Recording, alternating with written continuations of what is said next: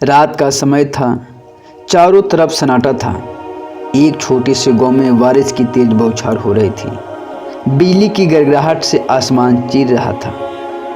एक पुराने जर्जर घर के एक नन्ही बच्ची की चीख सुनाई दी। उस चीख में दर्द था, अकेलापन था और सबसे ज़्यादा मदद की पुकार थी। नमस्कार दोस्तों, आप सुन रहे हैं अनमोल कहानी और मैं आपका दोस्त दीवाना। तो चलिए इस कहानी को शुरू करते हैं। लेकिन शुरू करने से पहले अगर आप इस चैनल पे पहली बार आए हैं तो प्लीज़ इसे सब्सक्राइब करें और बेल आइकन ज़रूर दबा दें ताकि ऐसी कहानियाँ आपसे मिस न हो सके।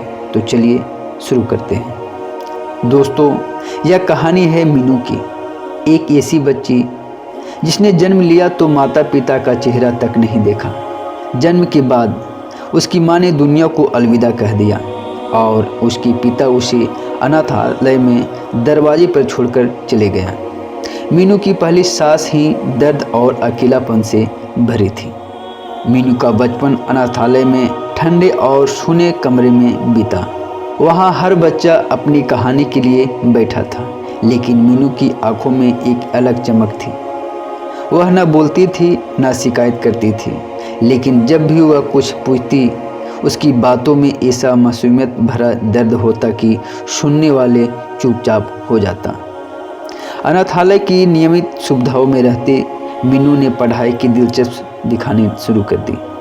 हर कोई हैरान था कि इस नन्ही बच्ची में इतना लगन और जिज्ञासा कैसे है, लेकिन दुनिया इतनी सरल नहीं थी।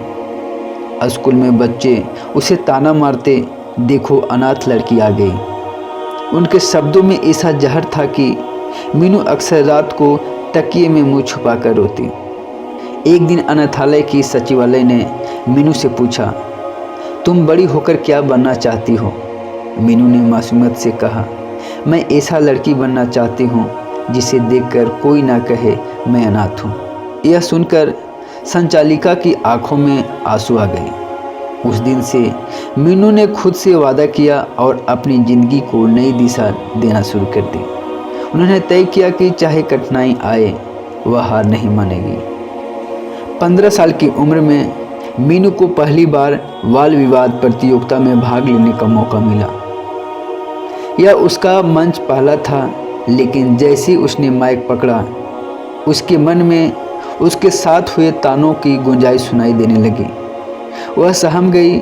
मंच पे खड़ा होकर वह कुछ नहीं बोल पाई और रोते रोते नीचे बैठाई। लोगों ने फिर ताना मारा, यह लड़की कभी कुछ नहीं कर पाएगी।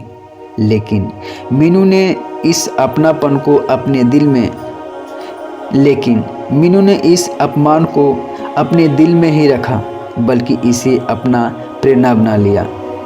मीनू ने तय किया कि अब वह खुद को साबित करके दिखाएगी। अपनी भाषा सुधारने के लिए वह रोज़ 2 घंटे अभ्यास करना शुरू कर दिया। अनाथालय की छोटी सी लाइब्रेरी में रखी किताब पढ़कर उसने अपना आत्मविश्वास बढ़ाया। अगले साल जब वही बाल विवाद प्रतियोगिता हुई तो मीनू ने फिर से भाग लिया। इस बार जब उन्होंने बोलना शुरू की तो पूरा हॉल उसकी आवाज़ों में डूब गया। उसकी बातों में ऐसा दम था, ऐसा जुनून था कि हर किसी की आंखों नम गई। उसने अपनी कहानी और संघर्ष को शब्दों में पिरोजा और प्रतियोगिता जीत ली। यह केवल शुरुआत थी।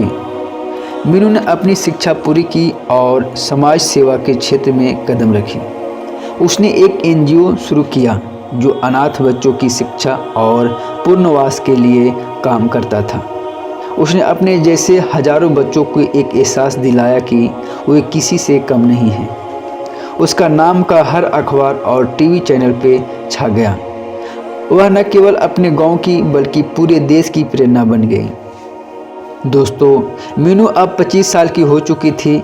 एक बार एक पत्रकार ने उससे पूछा, आपकी सबसे बड़ी प्रेरणा क्या थी? मीनू मुस्कुराते हुए कहा, अनाथ होना मेरी कमजोरी नहीं, यह मेरी ताकत थी। मुझे मेरे माता पिता ने छोड़ा, लेकिन उन्होंने मुझे वह हिम्मत दी जिससे मैं आज यहाँ तक पहुँची। अगर मैं हार मानी होती तो मैं आज सिर्फ एक कहानी बनकर रह जाती, लेकिन मैंने अपने दर्द को एक प्रेरणा बना लिया। दोस्तों, इस कहानी को सुनने के बाद सोचिए, क्या आपके पास वह जुनून है जो मीनू के था?